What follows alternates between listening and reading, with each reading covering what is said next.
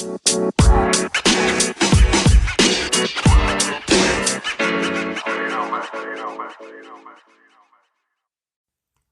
to a podcast about self-help using memes.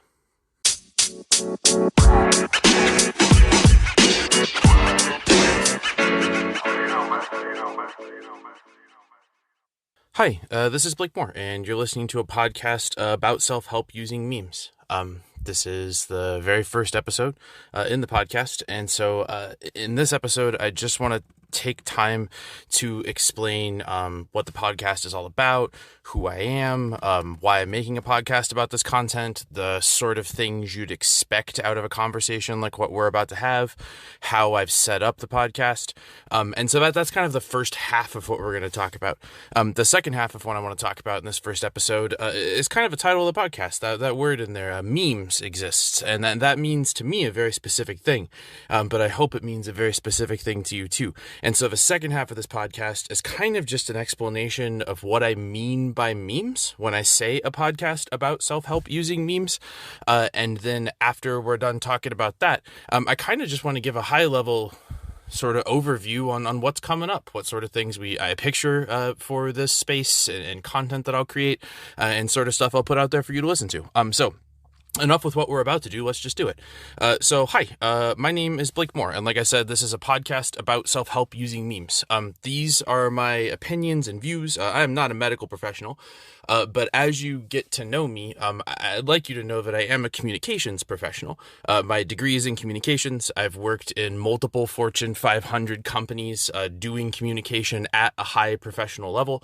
And I'll give other qualifications as I go along and as I think it's relevant. But I'm a subject matter expert in communication, and so consequently, I think about how communication goes together in some really specific ways. One of those ways is through the use of memes and how you can use that to sort of shape your world around you. And so again, I guess a little bit more about me.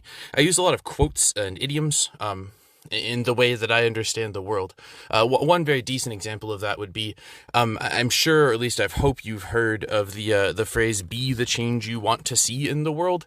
That's commonly attributed to Gandhi. He said something longer than that and more or less to that effect, but that succinct phrasing is actually someone else's. I'll look that up or credit it elsewhere. But be the change you want to see in the world is often something I think, right? If there's a problem or something I want to change or fix or alter, I try to get out there and do it. And that's cool as a life philosophy.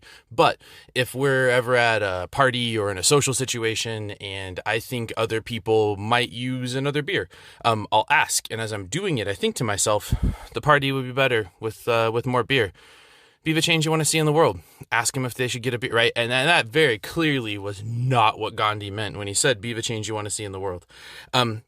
So I think about stuff that goes together perhaps in ways that aren't necessarily apparent. And so in the same way that you'd ask your brother who's a plumber to take a look at your leaky faucet while he's over at your house, or like your tech-savvy grandkid to see why the computer's acting up again, I'm here to help. My help just happens to be about how to organize, think about, and communicate things instead of how to get your sink unclogged. Simply put, I know the life advice and strategies and framing devices presented in this book work because they work for me and everyone I've cared to share them with.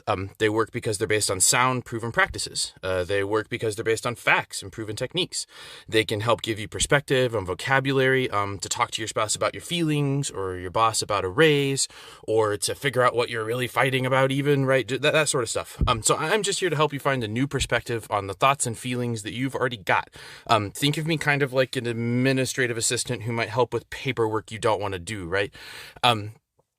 To do that, we're going to use a lot of thought exercises and metaphors. And what that means is I'm going to try really hard to come up with examples of some pretty strange concepts or lofty concepts or concepts that require a bunch of time or backstory, and kind of break those down in a way that's accessible to everybody. And so then, like I said, I'm going to try to give a high-level overview of what we're about to do at the beginning of every conversation. I'm also going to do my best to put that in episode descriptions, just so you kind of know what you're getting into. So sort of a second thing I want to talk about is what's this podcast about? I think it might help if you think of it like an audio self-help book or an audio self-improvement book. That's a pretty pretty fair comparison. And so what does that mean that we'll talk about, right? You're listening to me talk, and so far it's just been about describing me and what the podcast is about. What's the actual like meat and potatoes of our conversation? And the answer to that's pretty easy. It's the stuff you'd find in the self-help section of Barnes and Noble or like your local library. Like if you go walk up and down those shelves, you're going to find books about the sorts of stuff I'm going to talk about. However, I would like to pause and call back to the beginning. I'm not an expert on a lot of subjects in that section of the library. Like, for example, there are books about how to get over death or how to recover from alcohol addiction or a suicide attempt. And those are very serious subjects that are likely best handled by medical professionals. I simply know I'm not an expert in anything like that. So while I say I'm going to talk about self-help topics, there are some that I'm not going to talk about because I'm just not an expert in them.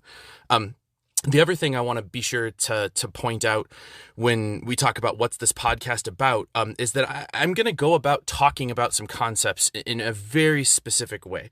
And by that, I mean one of the very most important things advice-wise that I can think to give for communication is to consider your audience. And so if you were going to write an email or give a speech, one of the very first things you should think about is, who is this to? Who's the intended recipient of this? Because if I'm sending it to one of my kids as a communication, that's a way different vocabulary and expectation set if I'm sending it to a grown-up even, right? And so just knowing who you plan to talk to helps inform the way you talk. And so with that in mind, since this is a podcast about stuff that I consider to be important, I'm very purposefully going to try to phrase it in a way that as many people can access as possible. And so more specifically, since I speak English and live in America, I'm doing some work here specifically to point out that the average reading and math level, this is according to Education Week, and that's another thing I'll do. I'm going to cite some sources through here, but you can, more or less, if you hear me saying anything and you want to look up whether that's true or not, the solution to that is Google. You're already listening to me on like a phone or like a computer or something like that, right? So if I say something that you just think is wrong or don't agree with, Google. You've got the tools there. That being said, Google's not research. Google is how you're accessing someone else's research. So feel free to verify the claims that I make by looking up, information about it. But as an FYI, you're looking up someone else's information. Google is aggregating their research. The act of Googling something isn't research. Anyway, back to the Education Week point. So here's again, it's a news article. You can Google if you want. As of 2017, the average American could read well enough to recognize common vocabulary and enter their personal information into an online form, but not well enough to identify information within a document or compare and contrast information. 1 in 5 adults didn't meet that bar. And then, so that's a reading level, right? But math-wise, nearly 30% of Americans performed at the lowest 2 levels, meaning that they were comfortable only with very basic arithmetic, counting, sorting, and similar tasks. And so for some of the concepts that I want to talk about, we're going to need to do a little bit of math or explain some math or science concepts. And if I'm targeting things at a 7th or an 8th grade level, that means we're going to have to do some explaining and some backtracking. And so that's going to be, I imagine, a slog for some of you because it's a concept you already know. And so when I have to stop and give definitional or explanatory content, I'm going to do that. And so just kind of bear with me. What I will say is, if you're one of those listeners that already knows something that I'm talking about, feel free to skip ahead. The content of podcasts is such that there's a bunch of episodes and they're clearly labeled about what they're about. If you're here to listen to advice about anxiety or work, there will be episodes about those when those things are available, right? And so this isn't fiction. You're not going to like miss the main character or the plot or something by skipping to the episode you want. Feel free to go ahead and just look for the content that you find interesting. And so with those kinds of pieces of explanation out of the way for who I am and what the purpose of this podcast is, like why it's phrased the way that it is, I want to get to probably, I guess, the elephant in the room. I would hope that you click to listen to the podcast based on the title, a podcast about self-help using memes. My best guess is that when you hear that word, memes, you picture things from the internet, I guess would be the easiest way to phrase it. Specific cats or dogs or frogs, or like comic templates that people have put in words around, like that sort of thing, right? And so when we say meme, everybody kind of knows what that word means. Memes are incredibly useful as a way to understand the world, but more often than not, we use that term the way that I just described. Those are memes, that's true, but the actual term was and is a lot broader than that. Simply put, meme came before the internet and not the other way around. I know that's how we like share all of that information, but memes as a social science concept have been around for a little bit. When I say memes, again, I think you picture stuff from the internet, but what that word really means is a main idea, like a specific pervasive thing.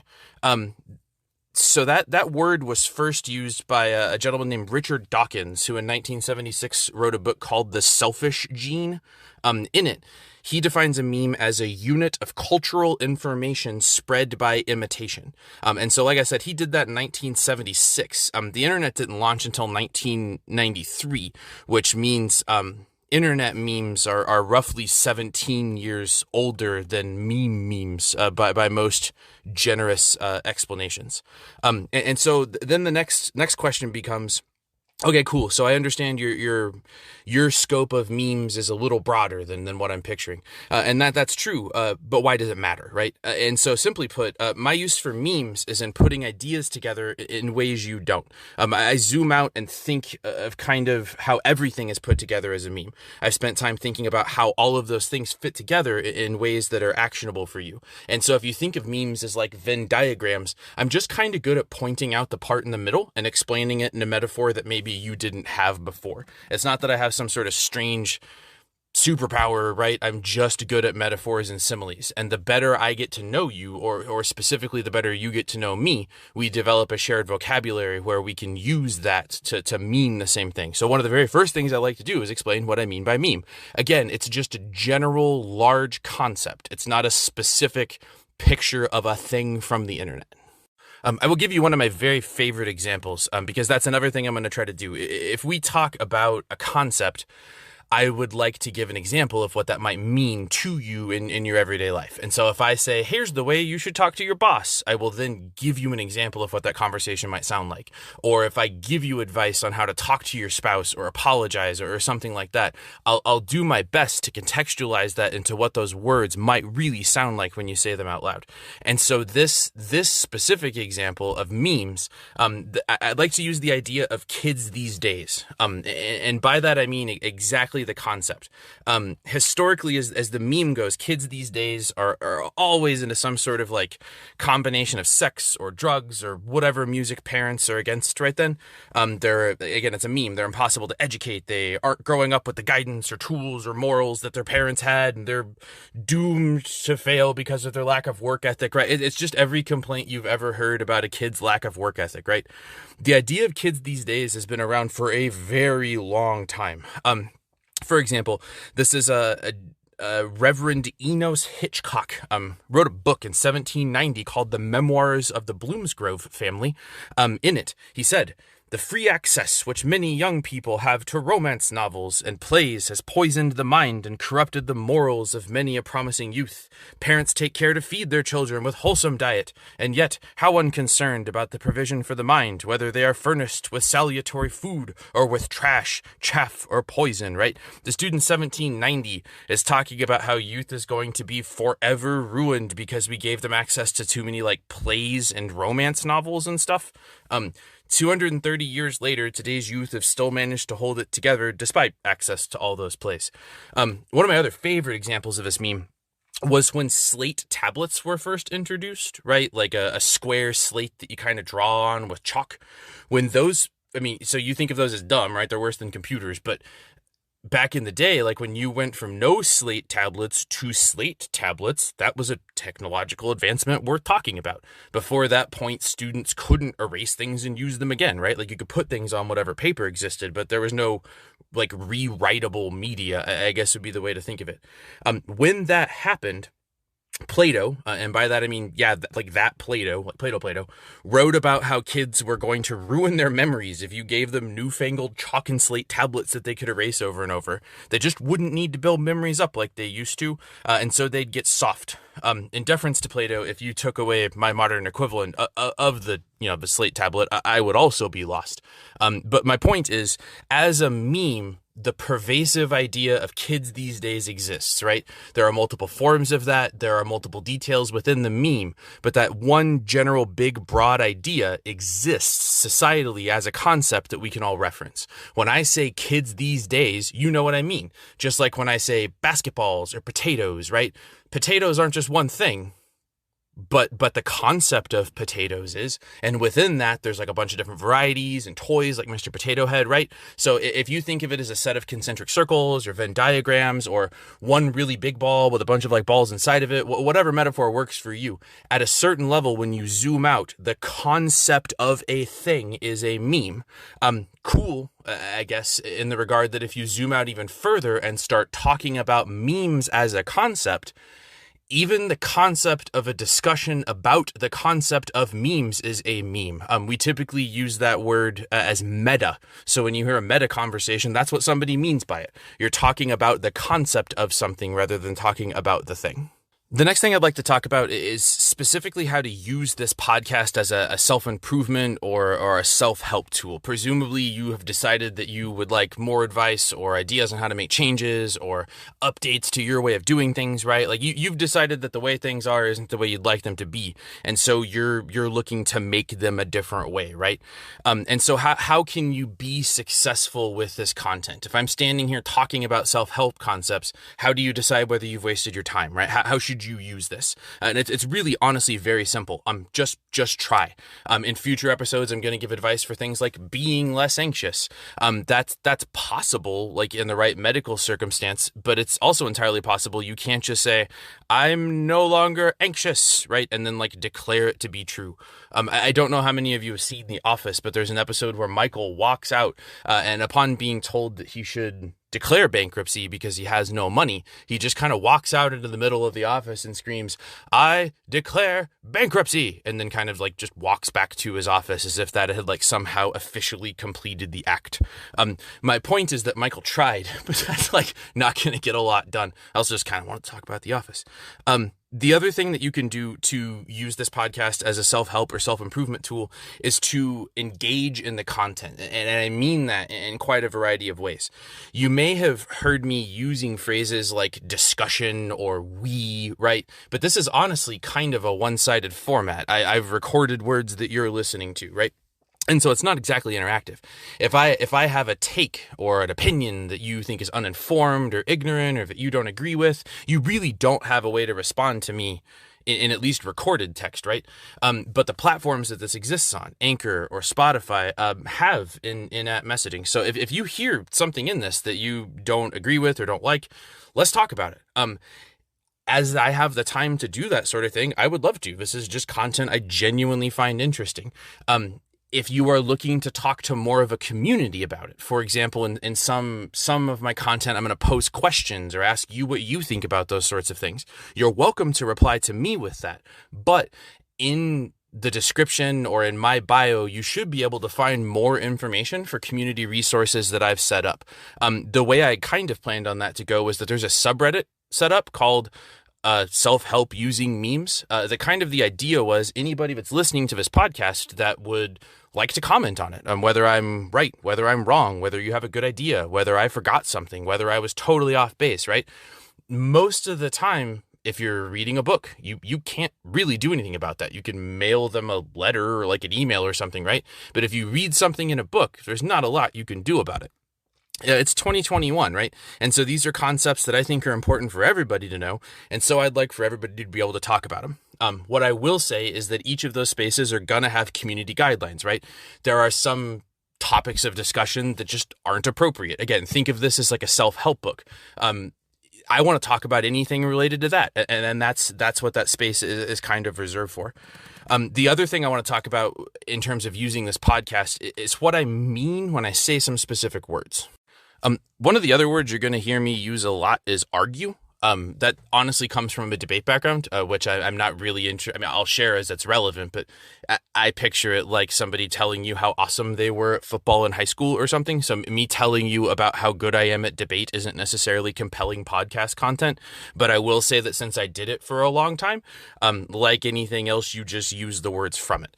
And so I will use the term argue pretty frequently, but I don't mean it in a hostile way. When I say argue, I mean like to give reasons or to cite evidence in support of ideas or actions or theories. It doesn't mean red faces or yelling or even emotions. Too many people think arguing means like winning and losing, and that literally can be true. But if that's all you're getting out of arguments, you're kind of missing lessons. Another quote I really like, or a thing I try to keep in mind, is Aristotle, or at least it's commonly attributed to Aristotle. Again, it's another one of those things I don't think he actually said, but the sentiment or the quote is, it's the mark of an educated mind to be able to entertain a thought without accepting it. I'm going to say some stuff that potentially you disagree with. That's fine. I would and will argue that podcasts are just a form of art. And so like any art, take the parts you like and leave the parts you don't. If my advice on work makes no sense to you, but you like the parts about relationships, just listen to those. That's fine. It's the same way if there were 10 pictures hanging up on the wall and you didn't like the color blue of one of them, right? Or you just don't think a song sounds good. There could be reasons why you don't engage with art, but the point is the ability to entertain what someone else is proposing as a hypothetical. You're not agreeing or disagreeing. At best, you're like agreeing to think about it, right? And that's what I mean by argue. I'm putting it forward for your consideration. I don't mean you're wrong and I'm right. I mean an argument in terms of supporting things. The other thing I'd like to clarify again is discussion. We've kind of already talked about that before, but again, you're allowed and encouraged to point out when I'm wrong. If I can't explain why I wrote what I wrote, I should change it and explain why I changed it. One thing that I learned, again, if you compare this to a self-help or a self-improvement book, anybody's allowed to write those, right? You can go into the self-help section and find books written by people I'd consider to be, right, like experts in self-help. And for me, that's people like doctors or therapists who have a medical background. But if you actually go to, again, like book Barnes and Noble again, or the library, and go to self-help, those authors are all over the place. It's comedians, it's former cops, it's politicians, it's people with no background who just had a cool Reddit post that they wanted to turn into a book, right? Anybody that wants to write a self-help book can. And so when I say things like discussion, I mean just that. I'm not infallible. I don't know everything. I'm a communications expert, and so I'm going to do my best to communicate things in a way that you can understand, but that doesn't make me bulletproof or right all the time. So like I said, there are tools to get your opinion known to me. Do that. If I'm wrong, please. It'll inform future discussions. And so with that, that's kind of a target length that I'm looking for an episode, I think. So we'll go ahead and call this the ending of the introduction. Hopefully in this, you've had a chance to get to know me better, kind of why I feel this sort of podcast is necessary, the kinds of content that I'd like to talk about. I've got ideas for upcoming work in a variety of subjects that I think people will find really interesting. So if kind of what I'm aiming for, a 7th to 8th grade level discussion of concepts that you would normally find in the self-help section, specifically with a focus on how those concepts interrelate with each other to make a stronger result. If I can explain to you using metaphors or ways of looking at things that you just haven't before, that lets you use those tools in your everyday life. And so, like I said, keep an eye on this space. I very much appreciate every person who takes the opportunity to listen to something that I make. And I'll leave this with another quote because, again, I think a lot in quotes. I like Jay-Z quite a bit, which isn't special. Most of the world likes Jay-Z. But in one of Jay-Z's songs, he says something to the effect of, "You could have been anywhere else in the world tonight and you were here with me." And I appreciate that. And I legitimately mean that. You could be spending your time doing anything you want. You could watch TV or read a book or just do nothing. But instead you're listening to a podcast that I recorded. So you keep listening and I'll keep making good stuff. I appreciate it. Have fun with it, everybody. This has been a podcast about self-help using memes. Thanks for listening.